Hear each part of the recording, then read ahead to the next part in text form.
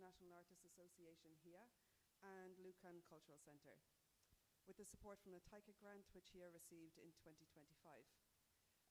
HIA is excited to be hosting its first ever panel discussion, and we are very grateful to Lucan for their support and help for this event.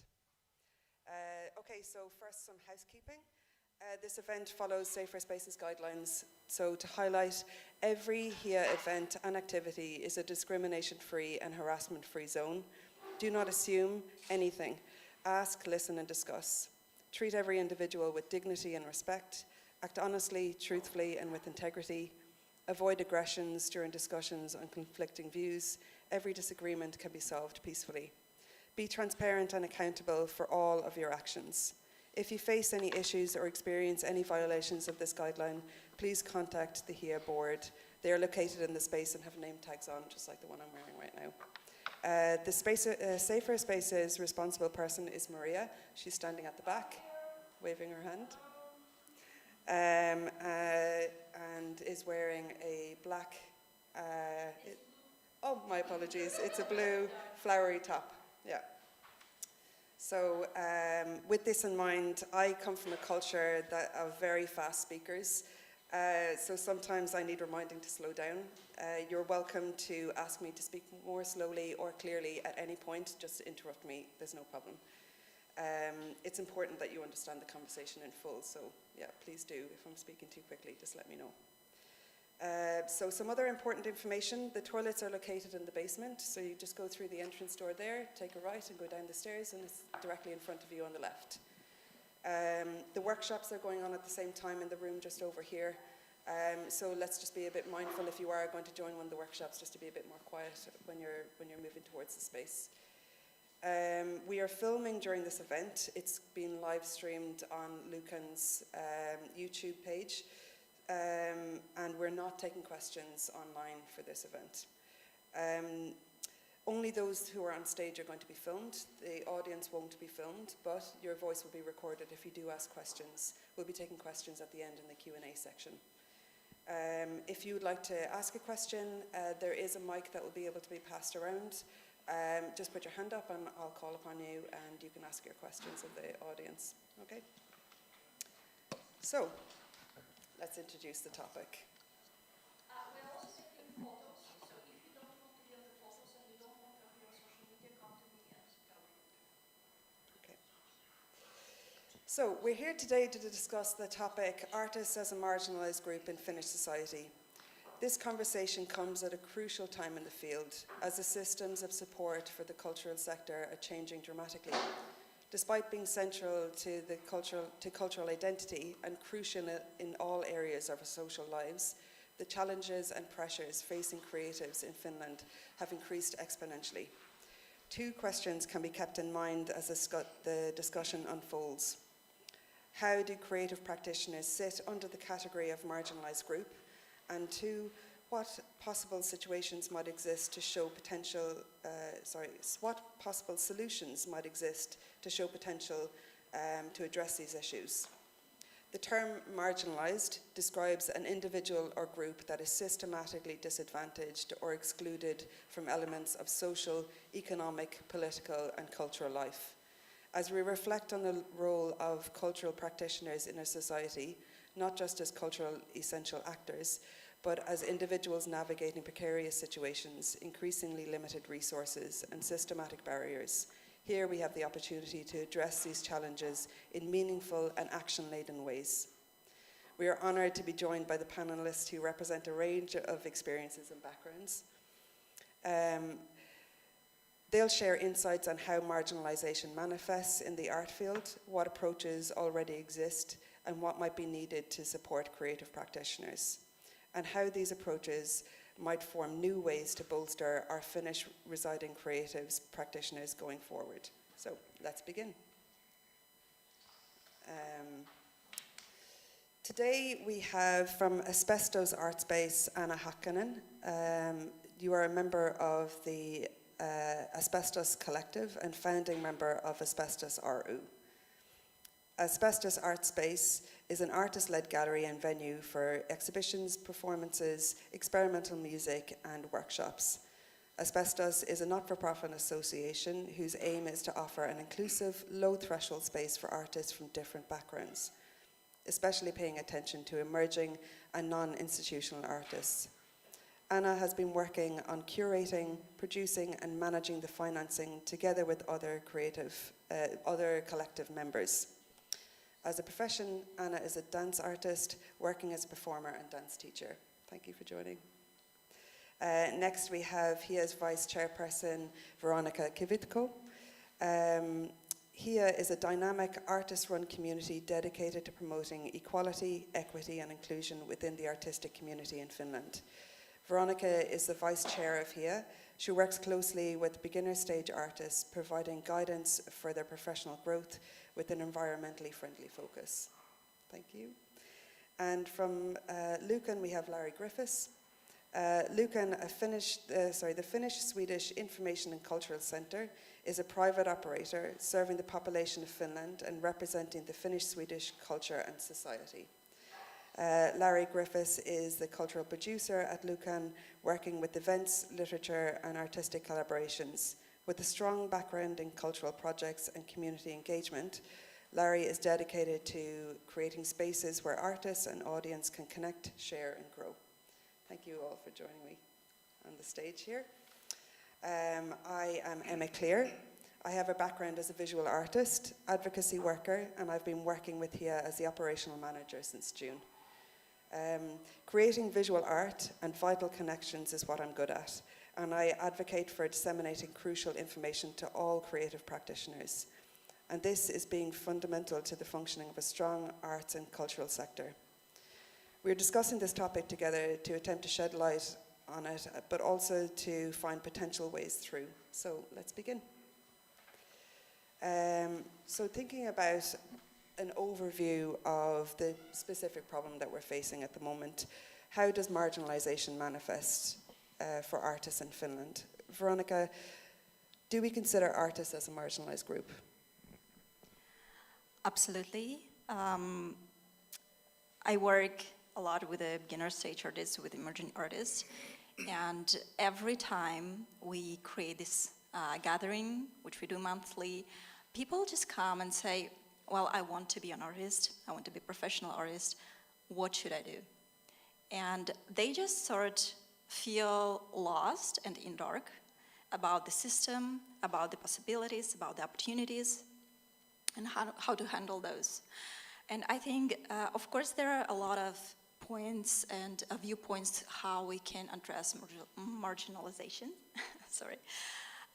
But I think this is the root of the problem, that people don't have this specific knowledge how to build the system, to build the stable livelihood from what they want to do. What do you think? Yeah, I totally agree on this one. I think there is quite a big difference between an artist who have studied here and is Finnish, and already during the education they have courses for this, like how to melt into the culture, how to apply grants, how to live as an artist in Finland. But if you're not educated here, I think that's much more tricky to start with. Like, you don't know anyone, at least. Yes, yeah. I want to say yes immediately. I'm going to say yes with some reservation. It always depends on the context when you are marginalized. And when we speak about artists, we do not have a clear definition, or at least now, who is and who is not an artist, and who is counted into the group as an artist. Does it have to do with education, or does it have to do with how talented you are, and then who decides who is the most talented to be in this group?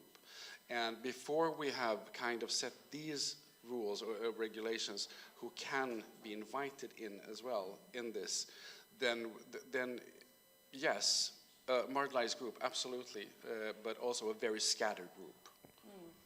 I think it's really important to understand that marginalisation, it's a way of sort of grouping people so that we can see where disadvantages might exist and where challenges might exist for a group of people. And we've all come across different types of marginalisation categories over our time. But I think the reason why we were thinking about bringing this topic in particular is because it's not often that we would discuss artists or creative practitioners in the sense of marginalisation. And so to be able to bring people together under this topic of are you an artist and therefore are you marginalised helps us to sort of unfold what these challenges are. And you're absolutely right when you're saying that, like, who is an artist? Who is a creative practitioner? My feeling about this would be that it's anybody who would like try and utilize their skills, their creative skills, or the skills of others, let's say, so they're supporting others, to try and make a living from, or to try and like allow themselves to express themselves in some way. There's lots of different levels here and lots of different like intersections here that all of them sort of allow for this categorization, not to like but categorization to allow for the challenges to be discussed, you know what I mean, and brought to light. And just to make a very short comment about that, when you very nicely, I have to say, did the explanation of what marginalization is, you also talked about the, let's see if I say it right, the exclusion of when it comes to politics. And I wouldn't say really that it has to do with being excluded, but disrespected. And I think that's even worse, because we know very much the impact that culture have on people's lives. And if you don't take that to an account when you make decisions, I think that's disrespectful. So I suppose when we're talking about disrespect, we're not just talking about disrespect in terms of like our sociability, you know, and like where we sit in terms of like the systems. We're also talking about disrespect is often quite personal, you know, and it doesn't just affect us in terms of the way that we live, it affects us in terms of how we feel about ourselves and who we are. Yes. Yeah. What kind of barriers and hidden sinkholes do you think exist? Well, I think that's a huge topic, and one can approach it from different perspectives, but well, at least at the moment when we are facing like huge cultural cuts at the moment, I think the financial point of view is important to recognize. And of course, especially if you're a freelancer here in Finland, you're really struggling probably with Kela and all this like grant system that we have. That's like one approach, but just to add on what you said already before, even if we think that we are living in this nice civilized society, I also felt that when I told my friends like I'm going to study art, they thought that I'm like wasting my intelligence, and I think that already tells something, that do we really respect culture and art here? So that's one thing that comes to mind, but do you have something you would like to add on? I think that the society is not like general society, not used to see artists as professionals, but rather than hobby practitioners. Because as you said before, there is no this strict, like how do we evaluate who is artist and who is not? And we are pushed in a way that we are forced to do art, do creativity as a side hobby, because we cannot sustain living out of it. And so there is this loop that you cannot have enough money from what you do professionally, what you want to do professionally, and then because of it you are forced to take a job, full-time job, so you don't actually have time to practice and grow as professional artists, to apply to all of those opportunities, to seek partnerships and visit our art industries events and be sort of in the industry. You don't have this possibility, you don't have time, you don't have energy. And so most of artists live this way, and very few actually build their career, even educated artists. Many artists, they go to, like I have this example, I've asked artists who graduated from a very prestigious university in the United States of America, and they asked their professor, what should I do now as an artist? What's my path? And the professor replied, well, go to work to art supply shop as a cashier. Go to work as a cashier to art supply shop. And so it just shows, yeah, so it just shows the, you know, how institutions approach, actually, not in Finland, but globally, internationally, how institutions approach this topic of livelihood possibility of artists and how serious artists are in their career. I have so many thoughts about this, so I really don't know where to start or where to stop.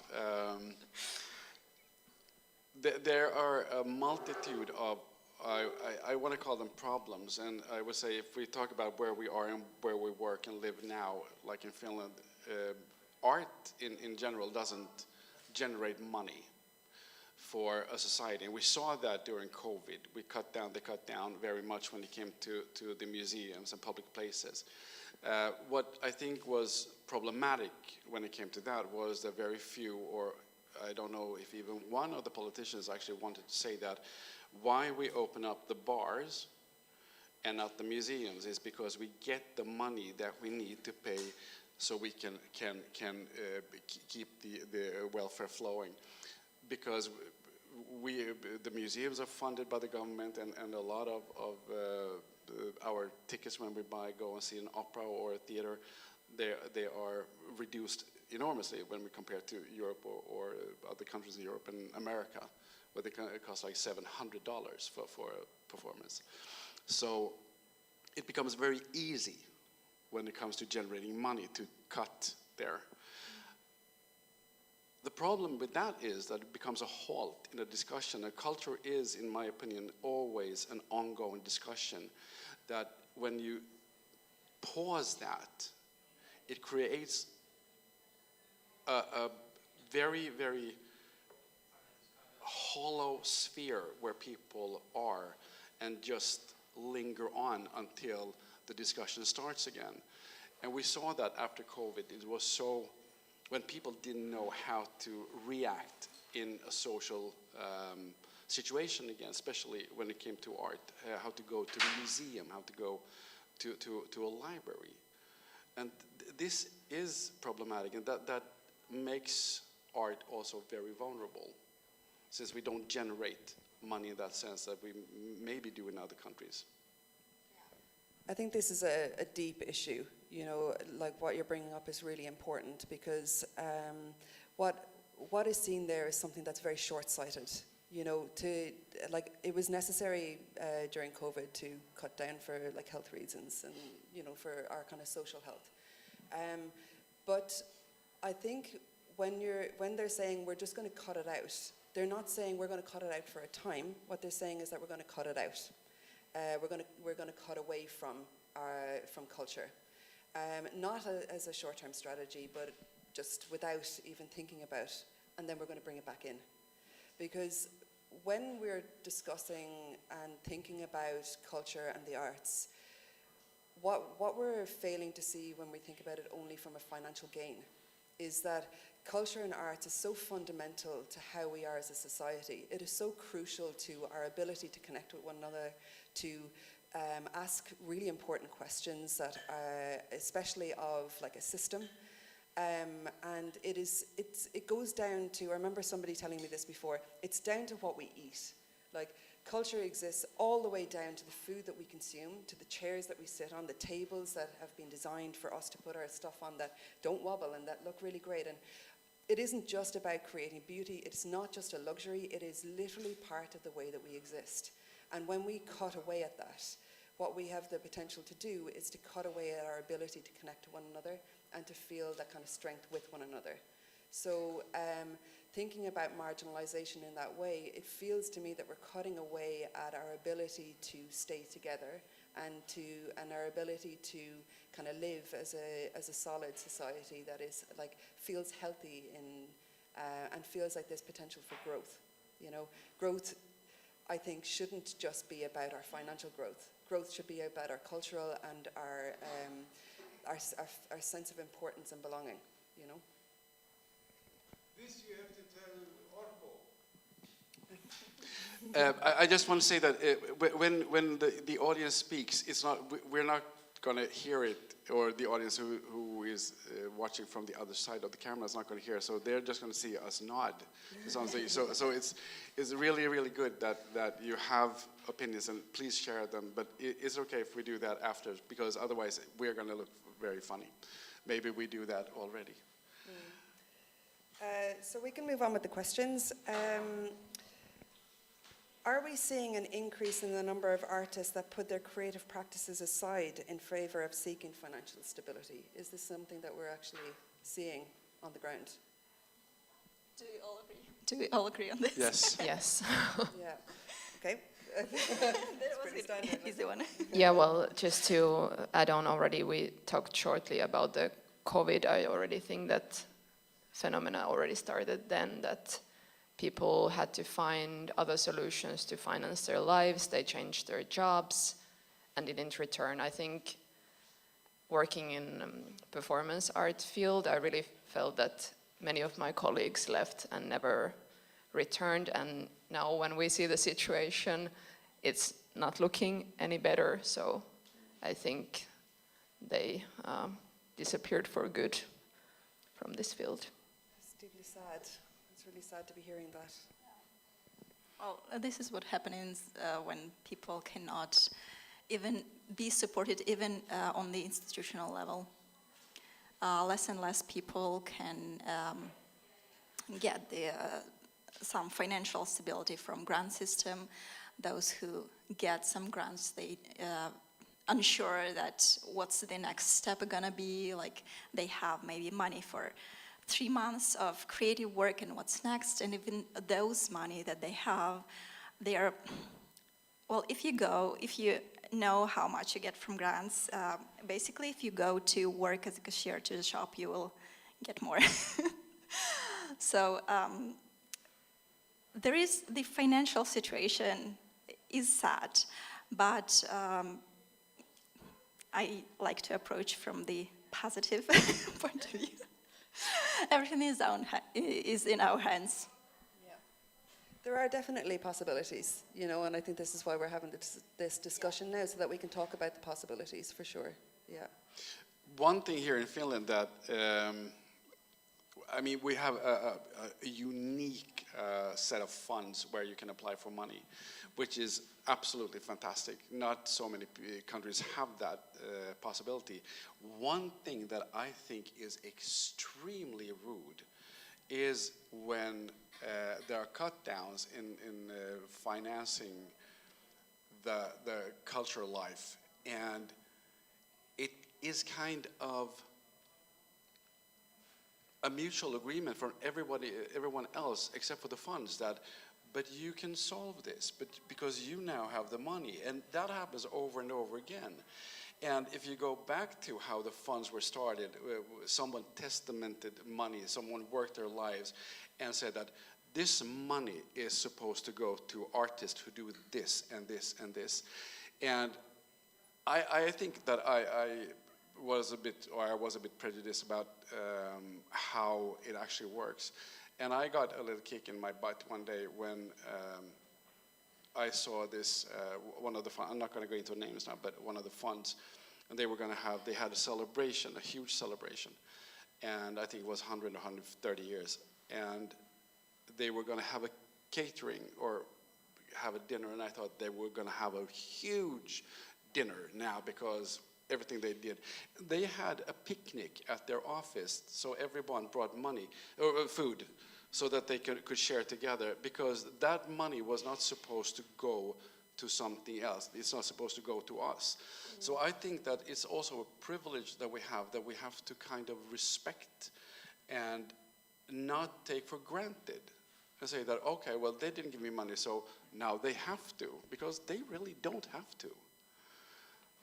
But how do we bolster an artist's income without this kind of support? I think it's very difficult to. Artists can't just make a living on selling. It just doesn't really financially work out that way for the majority Not in of people. Finland, at least. Yeah. And I think the funding structure that exists here, it is really good, but it's also quite inaccessible to a lot of people. Like, we were, just to say a little bit, like, we were applying for funding as an association in the recent weeks. And thank you so much, Maria, for doing such an awesome job with that. But we were discussing the fact that, like, there's parts where, like, you need to have, like, a degree in finances to really understand how to, like, pick it apart and what it is that they're looking for. Like, an artist they have a set of skills, but they don't have all of the skills, like the skills of business, the skills of, an accountant, the skills of, like, even writing in maybe the third language, maybe, like, this is a difficulty. And so there's this great structure that is supportive of artists that's being cut away at and is getting harder, but it's also kind of inaccessible to some people for various reasons, whether it's because of a language barrier, whether it's because of maybe like a learning disability or difficulty, or maybe it's because of literally somebody having to sort of be their own accountant, The good thing is, we actually had this during Globe Art Summit last year when we discussed this, and we had two wonderful people from former Konstsamfundet, who now is almost Ansholmsfond and Kulturfonden, where they explained to the audience how you are allowed to use AI, especially when it comes to not to write the application, not to have the idea, because that does not go there. But if you have a language barrier, if that is something that feels like a struggle for you, you're absolutely allowed to use AI. The only thing that they ask is, or want you to do, is explain how you used it. But as a spelling control, as a calculator, because these tools already exist, but now you can use them at one time with AI. But you have to explain how you did that, especially when Finnish or Swedish is not your first or second language. They said it's absolutely okay to use it because your idea might be so valuable, which is very good to know. Yeah, and I think this all sort of boils down to, that's one way of, like, that's one supportive tool. But there's also, to me, it's about disseminating information about how to do these things and having maybe support groups that might be able to help that. These are things that, really could be utilized a little bit more. The information could be shared a little bit better. Like, it's great to hear that these are things, but I had no idea that AI was allowed to be used as a tool, and so that's a really great piece of information. Thank you for sharing that. Yeah, I wanted to also highlight what you mentioned about the grants, that grants are given for very specific reasons. And every grant system or entity, they have this set of rules or guidelines who they should give grants. So keep it in mind when you're applying. Read their goals, what they want from you, why they exist, and align your idea with what they're asking of you. This will get you higher chances to be accepted. And like dance performances, a good friend of mine applies. She thought that no, I have a Finnish company, but it's a non-verbal company. It's dance, it's physical, and anyone can take part of it who can in this case see. And she started to apply, and she has got a positive reaction almost every time she applied. And she thought that she couldn't just because she is Finnish and speaks Finnish. It feels like we're kind of naturally moving into like what possible solutions might exist already, and so I do have a couple of questions that might help us to like untangle this a little bit. So how might the system start working better for artists? Larry, what do you think about that? One more time. How might the system start working better for artists? I think you already actually, or we already said it. When people don't know, say like this: we have a wonderful. I'm not going to make a commercial here or ad, but there is a wonderful restaurant just behind you guys. But if no one knows about the restaurant, they're not going to go there. So the word has to be spread. And there are a lot of people who still don't know about the funds, and there are a myriad of funds that you can apply for, thankfully, here in Finland, in many languages, but also in Swedish and Finnish. And I think that would be a really, really great start if we could find some way to help people to know about it and also show them how they can do this. Like when you do a CV, that you can have some kind of course, you can have some kind of get-together where you can do this and see it. And it's not a huge, terrifying monster.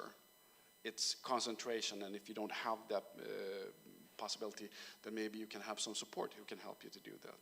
But if you don't share the information, and if you don't have places where you can meet and talk about this, it's not going to be so easy. Yeah, exactly. Yeah, and also I thought about that. Maybe one helpful way would be that the organizations and the small art spaces, etc., could collaborate a bit more.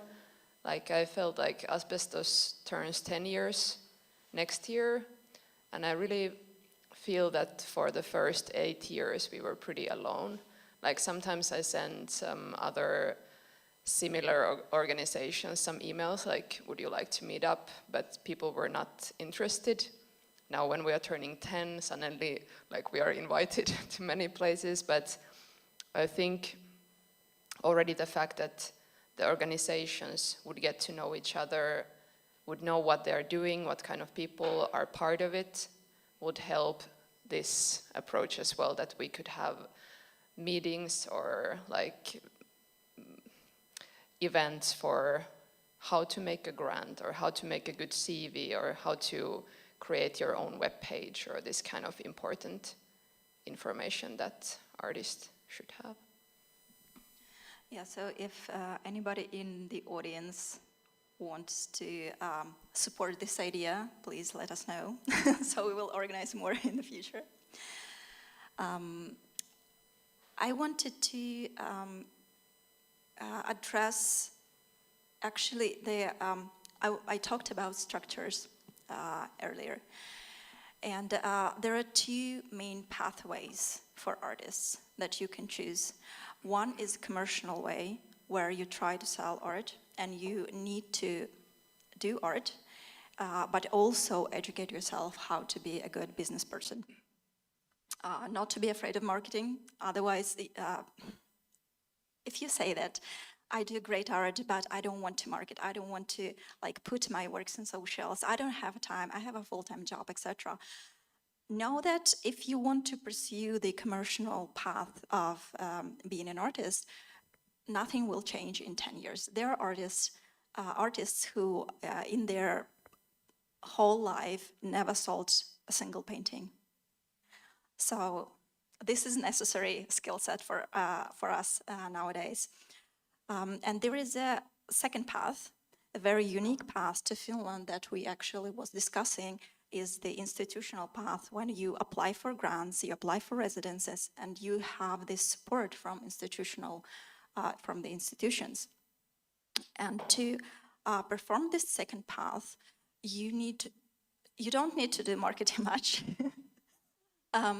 But there is a lot of uncertainty in this. as again I said earlier, you never can take for granted, like you never know if I will get this another grant, if I will get the residency, what will I do 3 months from now, half a year from now, if you don't back up yourself from a business side, if you know that you won't have any sales going to support you.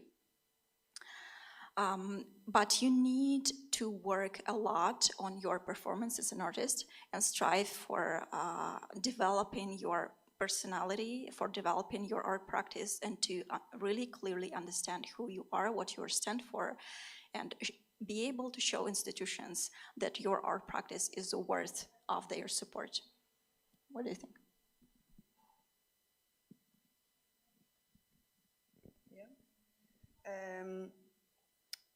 What do galleries expect from artists specifically, Anna?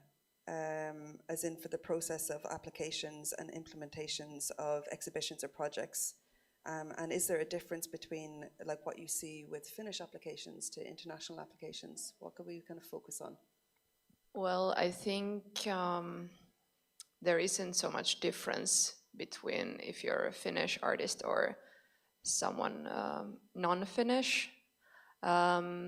I think I would give like really basic instructions, like first of all, read the terms of rules, for example, and if there is some guidelines like how to apply, like this is such a basic thing that are very often neglected. And well, I think that's the most important starting point. Like if you give your idea, like ourselves in Asbestos, we don't really care about the CV. Actually, we don't even need the CV. We are interested on the idea of the exhibition or the workshop. So for us, it doesn't really matter if you have done like 1 exhibition before or 100 exhibitions before. So, well, maybe for other galleries, you would have to put more effort to the CV part as well. But I think by reading the instructions, you can get far. Can you explain a little bit about the CVs? So why do you think it might be so important to have like a strong CV? Maybe not so much in Asbestos, but in your experience, have you come across the importance of CVs? I think it depends where you're applying. I think there is some institutions that really want only like very established artists that already have done the so-called breakthrough. But there is still places that want to support new emerging artists. But yeah, I think really it depends where you are applying to. And as you also said before, the same thing when you're applying for grants from foundations, you look at the values, you read what they are looking for. I think it's the same thing when you're applying to an art space or a gallery. It's worth looking at the webpage, what are the values of the space, who is running the space, and this kind of like really basic information that you can easily take a look at. And it makes the application much better because you can already see from the application if the person have actually read something about us and not copy-pasted the same applications for 10 places. I think our artists could, like we talked earlier, that there is no money in the industry and etc. And I think it might be seen as there is no point of applying to the gallery because what artists are used to is these commercial space galleries where these are sort of business-to-business relationships that you are creating work and the gallery work as a merchandiser, as a seller of your work.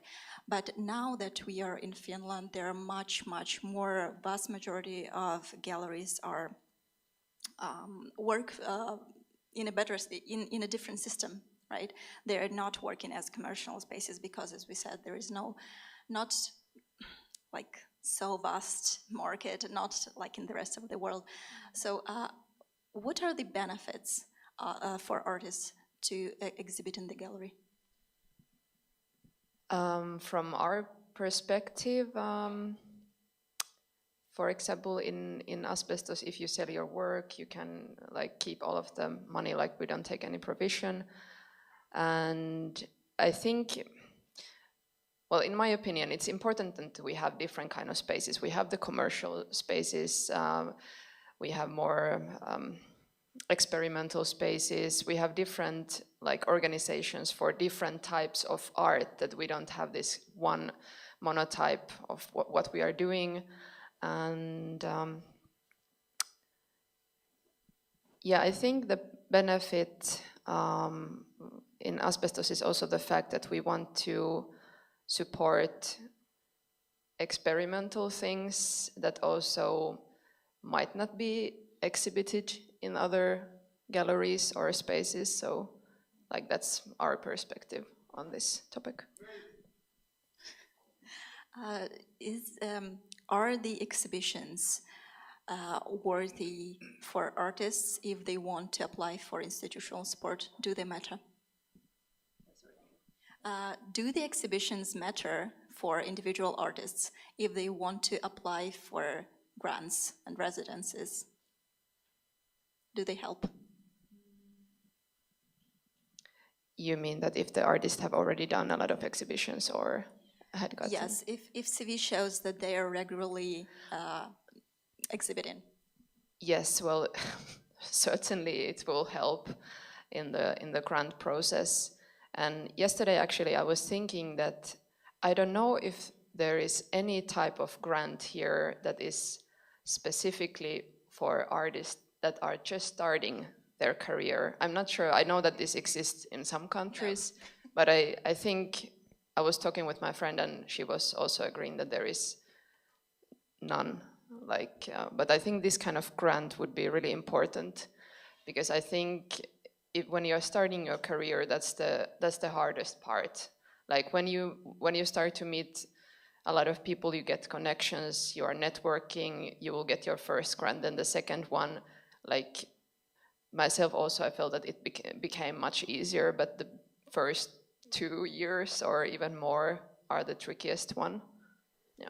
It feels like there's a little bit of a sinkhole here as well, where emerging artists, this is where like support and information might be lacking, you know, so it seems like that there's a lot of attention in the grant system, there's a lot of attention in a lot of gallery spaces to go with this like middle to like highly professional levels of artists, but where is the support for the emerging artists? Is this something that you've experienced yourself? Yes, and I think I have now curated around 130 exhibitions here at Luckan, and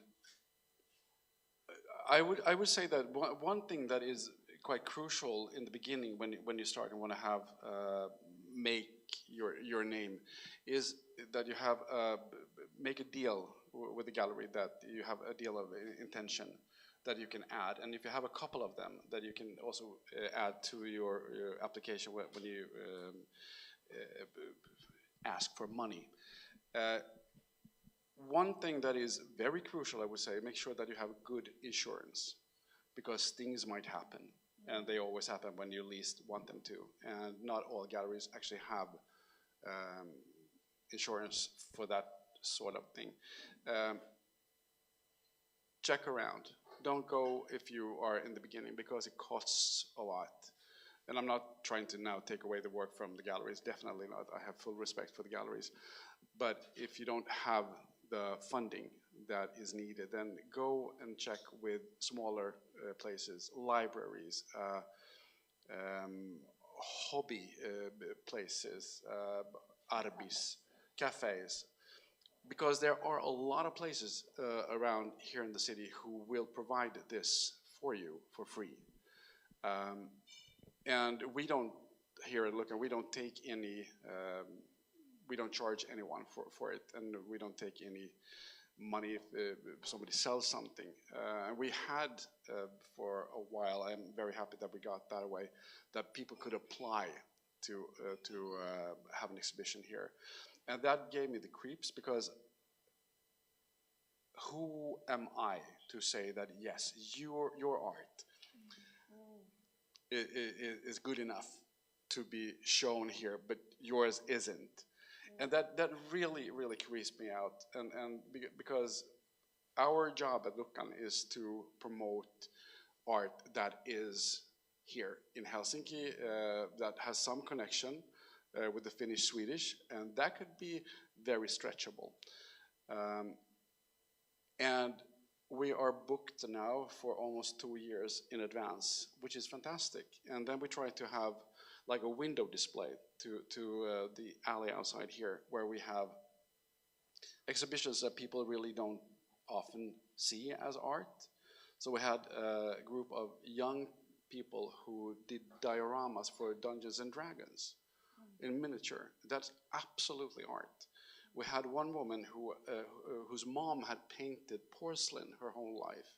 And I think everyone here knows one lady who has been sitting painting porcelain. And we have them at home, we stack them. No one sees them as art, it's absolutely art. So we had that display, and it's very fun when you start thinking about that. How can you find and give a space for this kind of art? So advice is good insurance. Make sure that you have a deal of intention.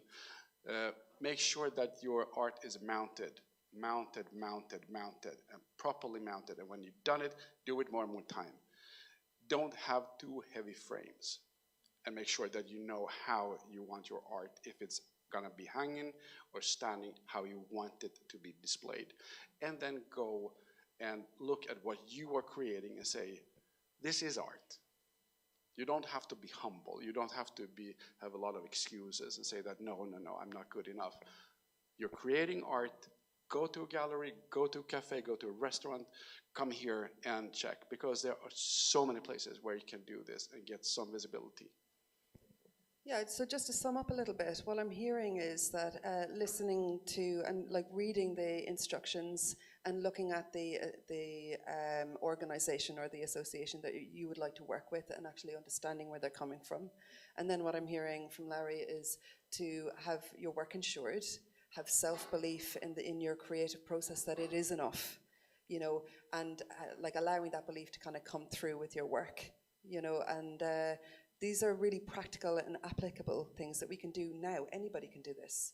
Anybody who would like to have their creative process showcased in some way, in whatever setting that is, going out and searching for an appropriate place for you to exhibit as maybe an emerging artist, And we were discussing a little bit earlier before the panel discussion began about that there's this, and you mentioned it also earlier, Anna, that there are many organizations and galleries and associations that we could come together and sort of have a better discussion about, like, how do we actually share the information about what we're able to give to artists, how we're able to support them.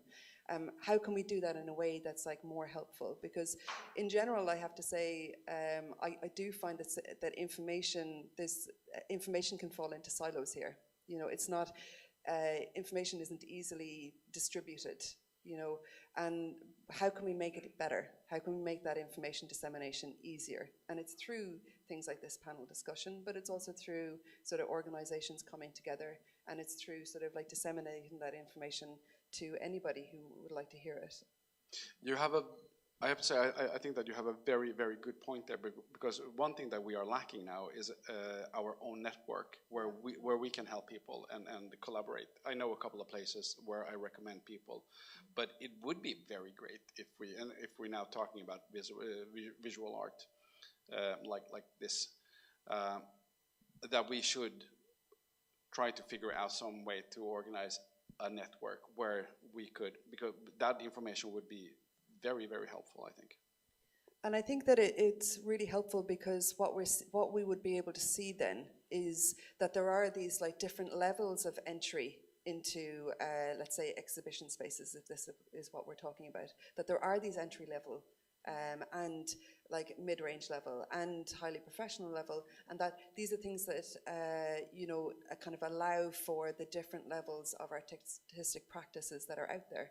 The more we know about what's out there, the more that we can help other people know. Yeah. Okay, I want to circle back. You told us that the art is better to be insured, and I want, because of this is very important, I think, for beginner stage artists, could you give us, like, drop a few names? Where could we start searching for insurance? Home insurance.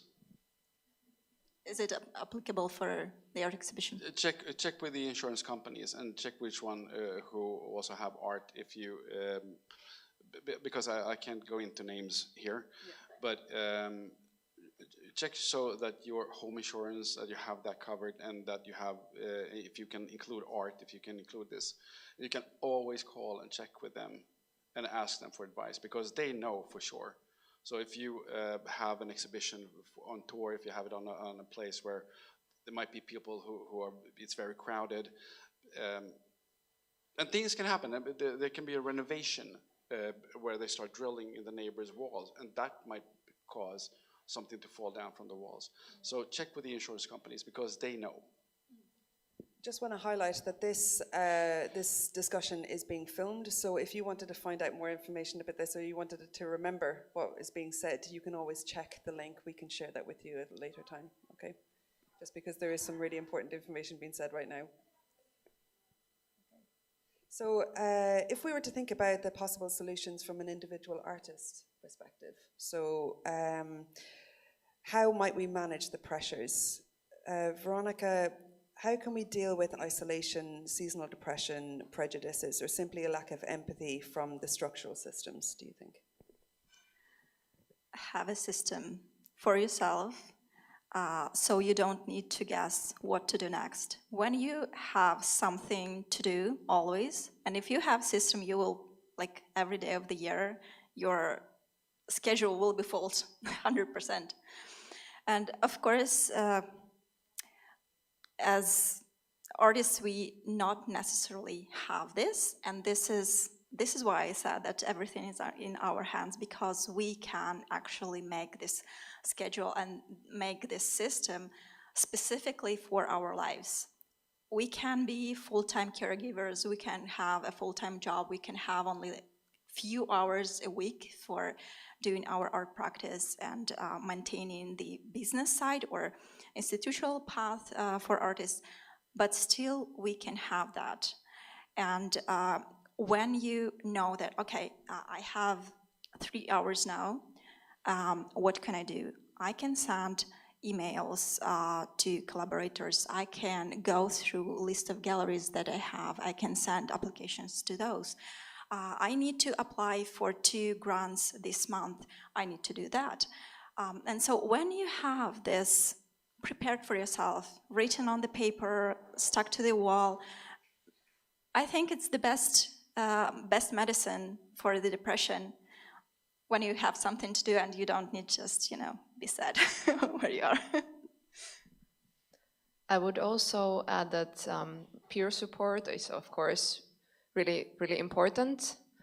But as well, I would suggest that if you get, for example, rejected with your application, ask for feedback, because that might also help you so much in the future, because if there is something sort of major you could fix on, for sure I would suggest ask for feedback, even if they don't answer. Like, you don't lose anything. Like, it's really worth asking, like, if there was something that you could gain on. So are you talking specifically about galleries, or can we also ask for feedback from grant systems?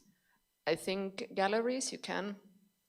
Grant system, unfortunately, I think there it won't be possible.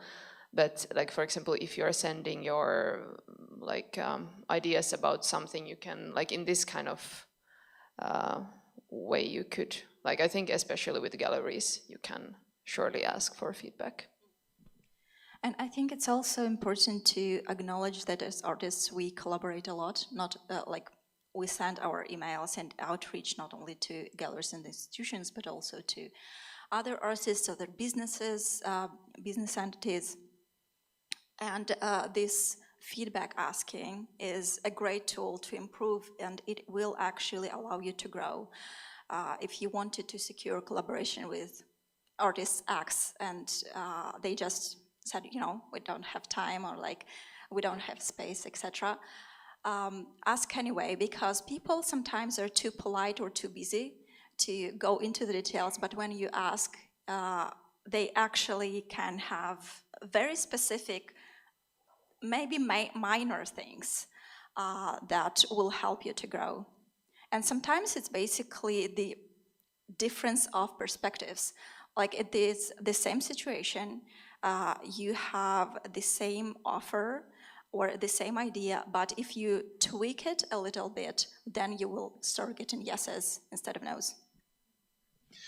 I think it's also very crucial, and here I would like to lean over to the education system when it comes to art and dance and theater, that please, if you're listening or seeing this, make sure that you also tell your students that, I know that they talk about it's going to be hard, but I think, if I'm not mistaken, I can be that, I think there is approximately in Sweden 600 musical artists that go out of school, if it's every second, every third year, and approximately 60 opera singers every fourth year. I mean, the business is, they go on audition after audition after audition all over Scandinavia to try and find jobs, and it's hard.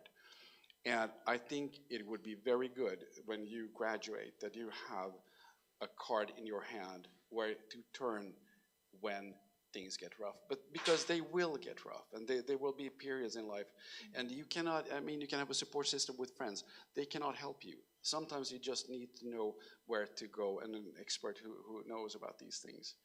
And yeah.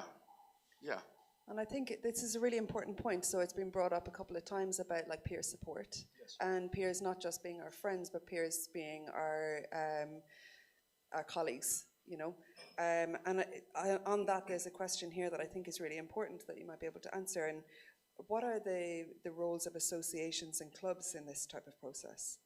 And maybe what kind of associations and clubs are out there that might be helpful for emerging artists?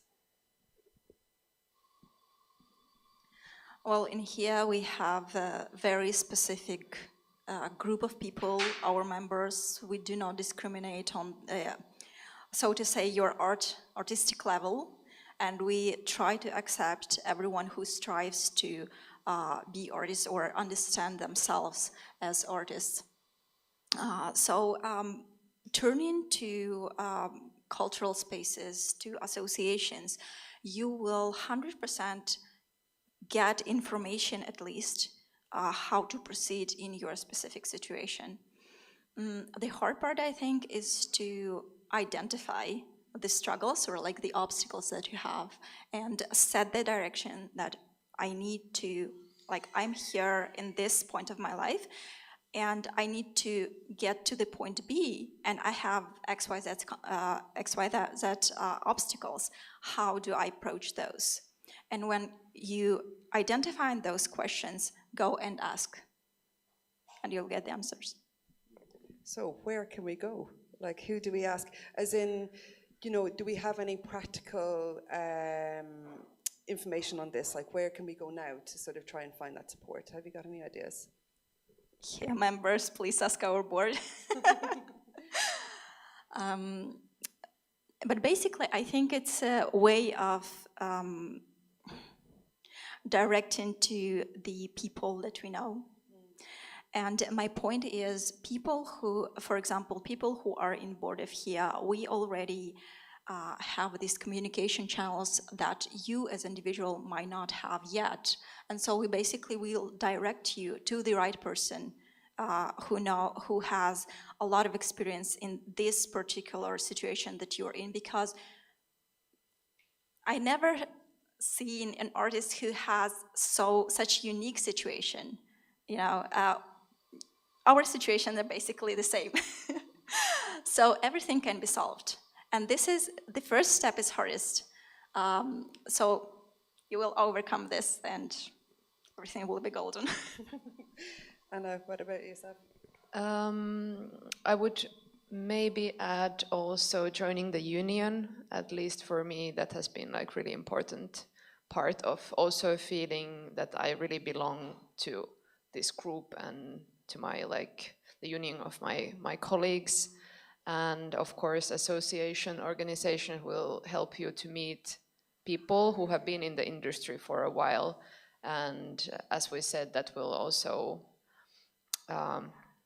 enable peer support as well. And there is so many art collectives also here in Helsinki. And if you find them and you find their work interesting, send them a message.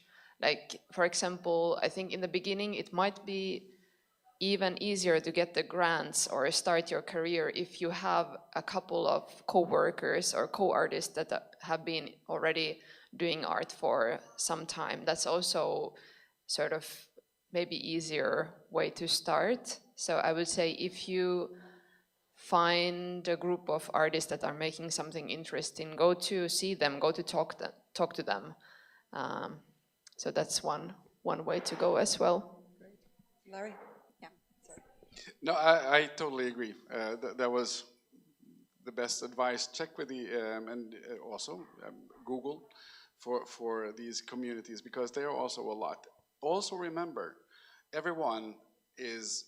I mean, even though you are in a collective, and I'm not trying to sell anyone out now or throw someone under the bus, but you are fighting the same fight. So you have to also stand up for yourself. Don't put yourself down. Don't sell yourself cheap. If you have art that you now want to sell, don't say, well, maybe 50 euros, just so maybe somebody buys it. Because you don't have to be humble in that way. You don't have to be kind and give it away. Then if you want to raise a price, take your collective, find a collective, have an auction. Have an auction at a festival, at an art fair, before Christmas, because people invest in art.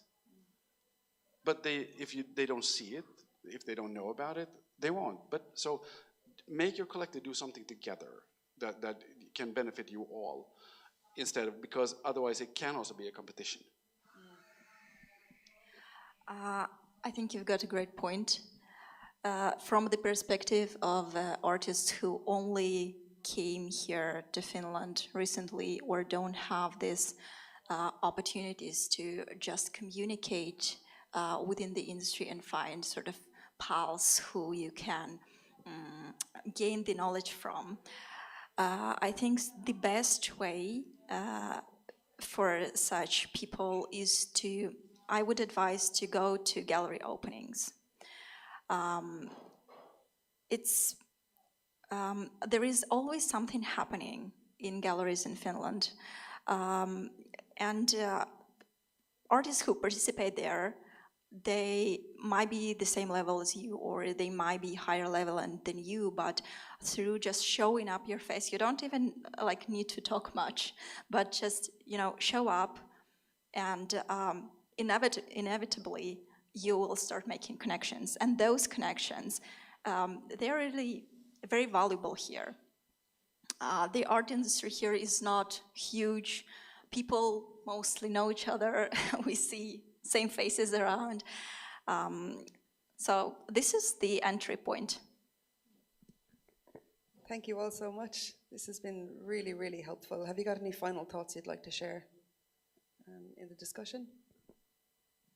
I have one quick that I forgot to say before, and I think it's quite important to understand that when you talk about this support group and support people, and if you do something in a good time and you do the applications, there are some people, me included, who are neurodivergent, and we have an idea that we will do this. So we get the agenda, we get the calendar, and we get the grants printed out, and then we forget about them until it's 5 minutes left. But you have friends. So when you have this, and it's a task, talk to a friend, because then you can do it together. Then you can set a date when you do it together, and then you will have someone there with you who can support you when you do this, and you can do it in portions. But if you do that alone, you will end up sweating and screaming and not eating for 2 days because you have to do it, and it's 5 minutes to midnight. So talk to a friend every time you have this, and make sure that this friend helps you to set dates where you meet. Thank you all so much. We can open up to the floor if there's questions. Do we have a microphone for the audience that we can pass around? Right here, okay. Just press. Yes. Okay. So, first of all, I'm here. If you'd like, you can introduce yourself, or you can just ask the question. It's up to you. Yeah, most probably I will just continue with the question. You were mentioning about the funding, and also you mentioned about the thing about the, as an artist you have this, you cannot be just an artist, you have to be an accountant, you have to be the finance and a lot of things. Could there be a possibility, for example, to have this sort of event, not only one event but series of events where we talk about this funding issue, but sort of removing the jargons, because the jargons are something that most of the artists might be scared to attend those events, because that is the point where all these jargons, which might be the language issue, might be the knowledge issue that they might not be aware of, and they are just not doing it. But that kind of, it's not a question, but that is sort of request for everyone here. I'll jump in if that's okay. I have come across some organizations that are doing like information support for funding, not just the funding bodies themselves who are sort of talking about, not necessarily the jargon, but you know, they kind of doing questions, answers, or they might do an info session online. But organizations, for example, like Globe Art Point, they've done a series, and I believe that they're going to continue doing a series of grant workshops. And in that workshop, I haven't attended them myself, I'm aware that they exist. But in those workshops, it might be like information sharing like you're asking for. So like, how do we be our own accountant? How can we do that in a way that's actually like manageable? So I wonder if that, and the taxation, this type of thing. So I wonder if these are places that you might be able to approach right now. But I think that what you're asking for is a really important thing, and it's something that I'll put down on my notes and see what's possible. Globe Art Point. And come to me later. Do we have any other? Okay, my name is Werner Fischer, and I lived for 30 years in Finland.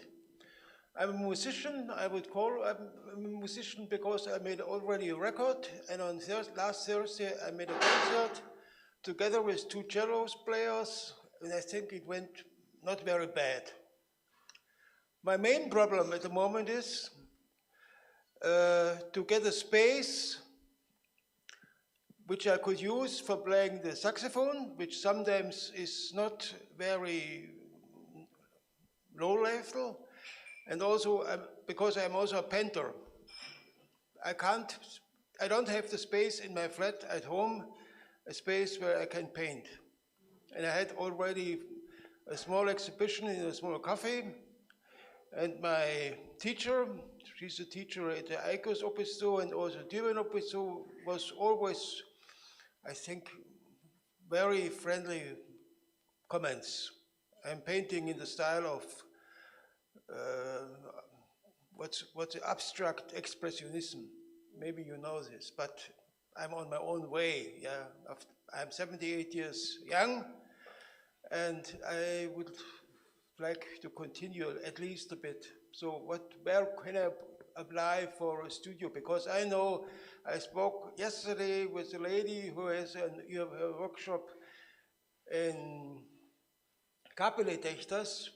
It's maybe not more than 15 square meters, full equipment, there is stuff, and she pays 600 euros, and this is absolutely not possible for me. So where are there affordable studio spaces? Does anybody know? I think you can rent one of the Audi library spaces. At least I saw the like musical Yes. room there, and I think they should give it for free for Yes, a but couple of hours a it's day. then only temporary. It's only temporary because when I start painting, I use various colors and papers and always to carry the stuff and the saxophone to this place and back home. It's a waste of time. Yeah. If you could afford leasing the space, I know a couple of addresses I can share you with later but they cost at least 200 euros, At the least, minimum, yeah, 200 euros a month. Okay. One is in Töle and another one is in Pasila. But those are the most affordable spaces I know. And how big are these spaces? Maybe 10 square meters, tiny. Sorry, 10 square meters? Impossible. It's too small for you, is it? No, but because I play the saxophone and I made the experience. Oh, yeah, where is the? I made the experience when I played at home. I was almost frustrated because the sound of the saxophone was started, and the reason is the ceiling. And then I played in the forum box, and it really was. That's a really good topic for discussion. Let's take it up like after the Q&A in person, because we can give you more tips like where you can find the spaces and things like this. And also, the painting. Okay. Yeah, I think that there might be some ideas, and yeah, we for sure we can try and help you find some. Yeah. Well, and the other question I always doubted. I had the question: who is an artist, and what is? Because some people talk about, you're not an artist because you don't have the artist school. But I know from a well-known, very influential German artist, and that the director of the academy in Düsseldorf, Joseph Beuys, you know him? Yes. He said, and this is not a credo, something like this, that everybody is an artist. And that was for me some kind of a guideline. We can't help but be creative. We can't help but be creative. Like it's completely in our nature. That's not the problem. I know I have a certain potential of creativity. Yeah? But you have to just decide what you have to do for it. Yeah? And then there is in yourself and here in your brain, there is a potential which you have to. One way, for example, might be to go to Abanto or long walks, because art is also connected with social and mental activities. I know from a lot of artists, musicians, they were really active with their body, because the body is a part of the artistic process, I think. Very simple, not academic. So the problem here, like I would address, is like that every institution defines who is a professional artist by themselves. So there is no a united definition. And so kind of like, also like Asbestos has their own definition, Lucan has their own, Hia has their own. Yeah, so it's like... I really have to say that, no, you don't have to be sorry, but the thing is, you say very important things, but nothing is being recorded. So it's a very good topic, and I would love to discuss this, I think all of you, or all of us, but now we can only take the questions, if it's okay. Yeah, let's go on for the next question. Anybody? Can we dabble a little bit upon who is and who is not an artist? I don't see why not. Yeah, Let's take it. We have about 15 minutes allocated for this, so if you'd like to have a discussion on it, please. I think the gallery space should address it first. Well, that's a really tricky one. I don't know really where to start with. Well, From our perspective, I think that basically, like we don't really care if you're doing art professionally. Like we have a lot of people who are doing it because they really enjoy it, and we love the combination that we have people that are really doing it professionally, and they basically only live with art. But then we also have people who want to do it more as a hobby, and they are having another occupation. But I really don't think I have the answer to say that who is an artist and who is not. I think I don't have a really clear answer to that. For sure, we have different things we can take a look at, like if you're getting your money from it, if you're not, like this kind of, but I don't know if those are really something that matter in the end. So I think it's really hard to answer that when it comes to all kind of artistic expressions. I love to dance sometimes.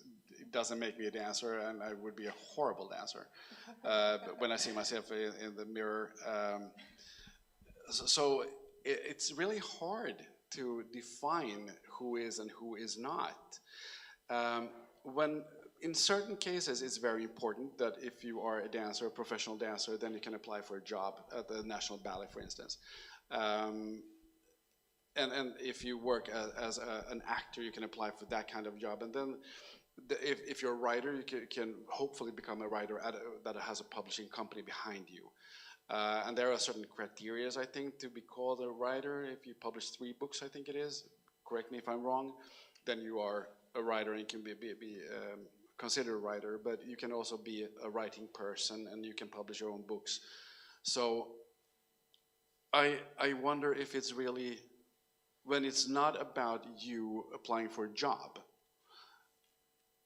it really doesn't matter, I feel, or shouldn't matter. One very, very short story that we had a fantastic little lady who had her exhibition here. She was over 80 years, and she called herself a happy painter in the background. She didn't want to emphasize herself at all. And when she took down her art, she started crying, and I asked why she was crying, and she said, all my life I wanted to have my art in the Anderson Museum, and finally I did. That made everything worth. And that's when I thought that I really don't care if the world sees you as an artist, but here you are, and that's good enough. Because in here we meet a lot of people who strive to be professional artists, and there are also people who are professional artists with a professional education. Sometimes when we view through portfolios, we discuss, is this person really, should be a member of Artists Association? Because as I said, there are many levels. And so I try to figure out for myself, what point of view do I have when we have the discussion? And I think the artist is the person who do art persistently, not once, not during, in front of the mirror in our bedrooms, but dancing, but who does it persistently. A couple of times a week, I go and I paint somewhere, or I play music, or I dance, or do performance art. And then there is also a strive for perfection, to be better than you was yesterday through your practice. But I've also discovered for myself a very important third point when I recently finished studies of business and arts. And I've discovered that the professionalism of artists sometimes is viewed by the point of view to the world through the lens of creativity of these artists. to basically evaluate if these artists have a message behind their work, to have the sort of meaning in their lives that they try to express through their creativity. So these are only my personal, again, thoughts, not our association. I am inclined to agree, certainly, like definitely with that third point in particular. That really resonates with me. To me, I suppose my feeling would be about an intention, you know, as in the intention, like what is the intention? Do I use my creative practice as a hobby? Is it something that helps me relax or something that helps me to unwind? Is my creative practice something that I feel is really intrinsic to how I communicate or how I am in the world? And I think like trying to, for me, when I'm creating, it feels really fundamental to my identity. You know, I am using this as a way of not just expressing myself, but expressing how I am in the world, how the world is within me. You know, that it's quite fundamental to how I am in the world. And I think that it doesn't really matter in that sense, like where my abilities or my level lies, more that my intention is to use this as a way of like fully expressing who I am, you know. And to me, that's what an artist is.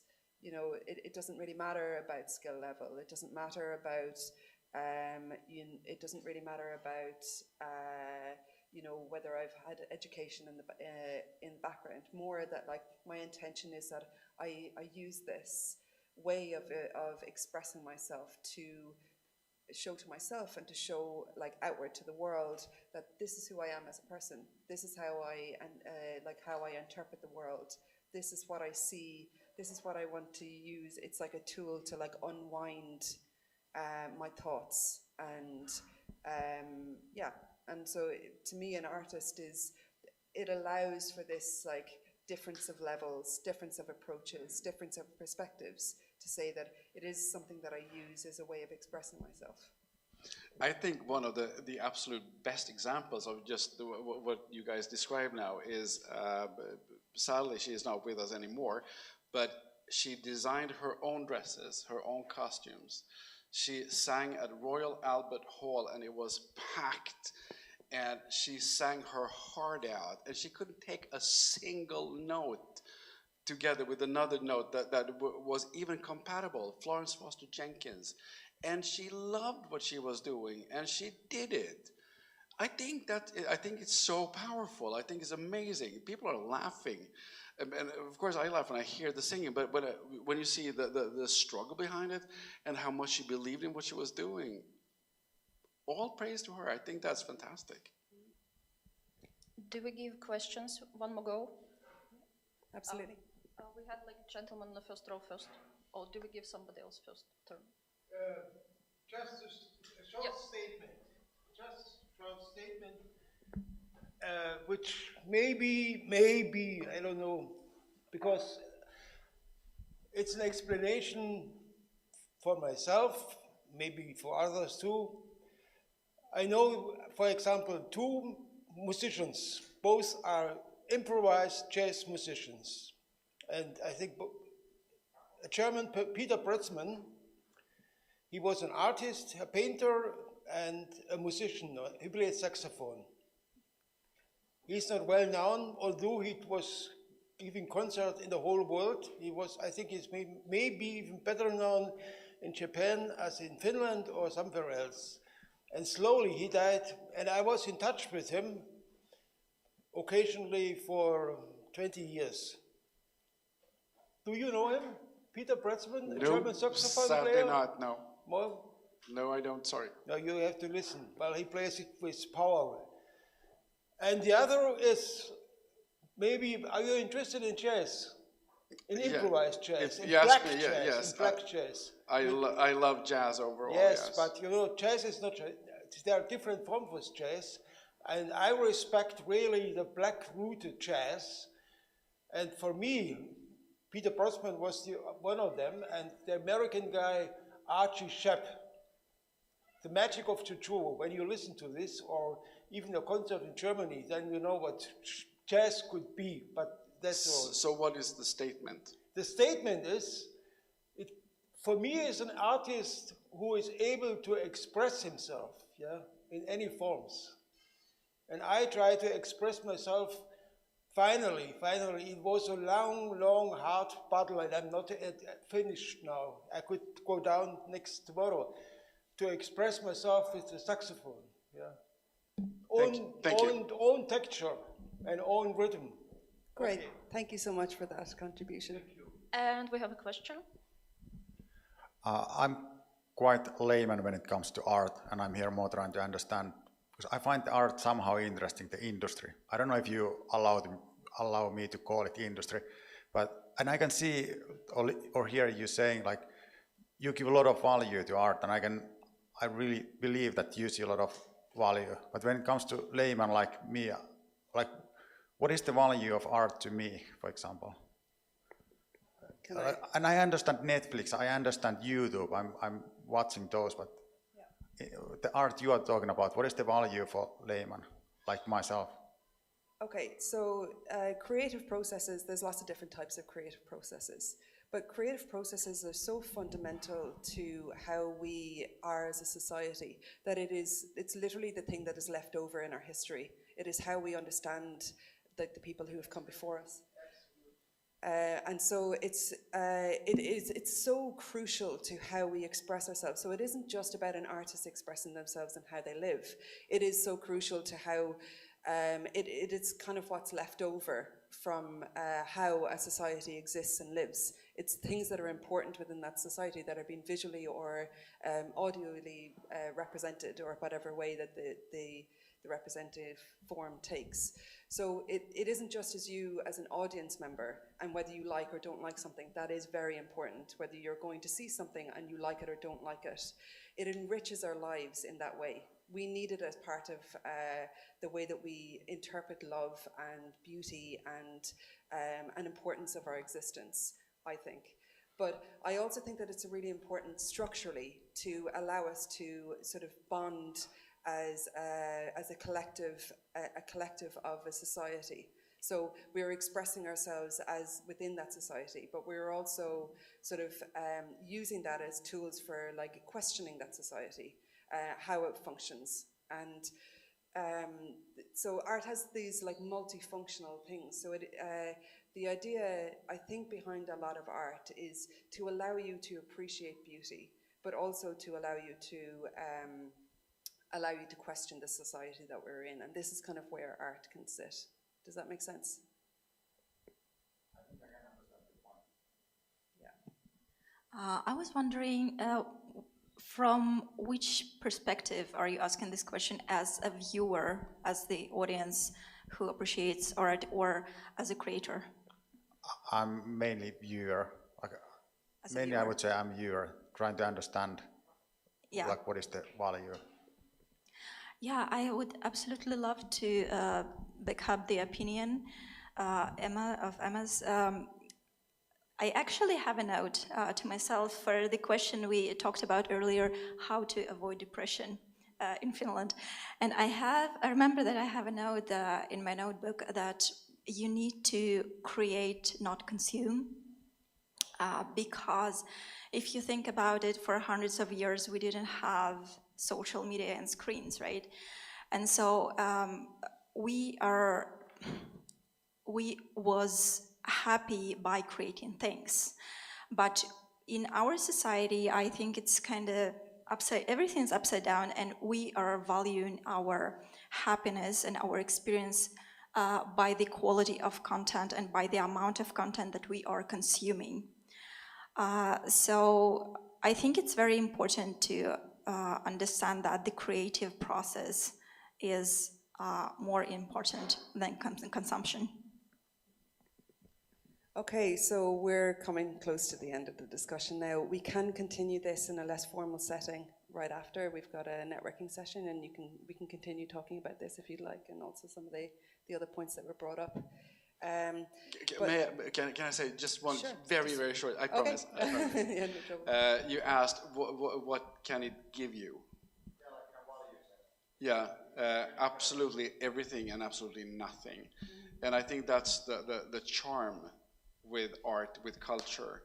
And the philosophical part, if we skip that and we skip the historical part and the ongoing information flow that art and culture actually is from our ancestors and into the future, when people come and say that, oh, well, I shouldn't really say something about this because I don't know anything about art, skip that. You don't have to. You don't have to love ballet. But if you see a ballet that you really like, allow yourself to like it. That's all that matters. If you see a painting that you like, you don't have to have an opinion why you like it. I mean, if you like it, you like it. And that, I think that's the beauty with it. So you don't have to be a critic. You don't have to be educated in it. You just have to be an audience who sees it, who hears it, who reads it.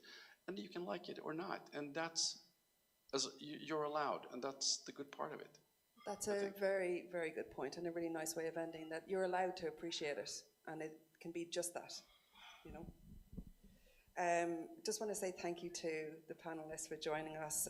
Anna, Larry and Veronica, your insights have been really incredible and very beneficial. Thank you for all of the information that you've shared and your points of view. Really appreciate that. Thank you. We'll now have a chance to discuss this less formally, as I was mentioning. The cafe will be open until 3 o'clock today, and you're welcome to stay in the room with us. At 3 o'clock, Natalia Tellman will be doing a performance, and also the light and character workshop will start at 3 o'clock. So yeah, thank you very much, and we really appreciate you going on this journey with us.